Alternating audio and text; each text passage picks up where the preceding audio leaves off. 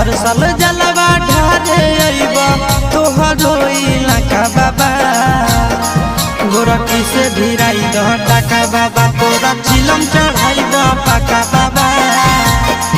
गोरखी से भिराई दह टाका बाबा तोरा चिलम चढ़ाई द पाका बाबा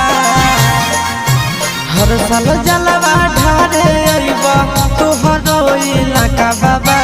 हर साल जलवा ढारे अइबा तोहरो इलाका बाबा गोरखी से भिराई दह टाका बाबा तोरा चिलम चढ़ाई द पाका बाबा